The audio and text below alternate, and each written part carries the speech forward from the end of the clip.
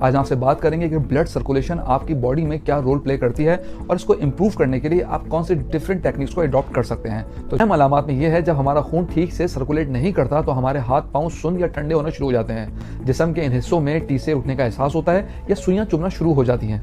हम इसके इलाज या ट्रीटमेंट की बात करें तो कुछ चीजें ऐसी हैं जिस पर आपने बहुत नजर रखनी है। सबसे पहले है कि आपने अपने ब्लड प्रेशर को रेगुलेट रखना है। हाई ब्लड प्रेशर एक ऐसी बीमारी है जो बहुत से मसाइल का सबब बनती है, इसलिए ऐसे अफराद जिनको हाई ब्लड प्रेशर का प्रॉब्लम है उनको चाहिए वो इसे कंट्रोल रखने की पूरी कोशिश करें। अब हम बात करते हैं डिहाइड्रेशन से बचिए, पानी का इस्तेमाल ज्यादा कीजिए। अगर आप डिहाइड्रेशन का शिकार हो जाएं तो आपकी ब्लड सर्कुलेशन मुतासिर हो सकती है, सो कीप इन माइंड के खून में आधा पानी होता है। अब हम बात करते हैं ज्यादा बैठना आपके नुकसानदेह है।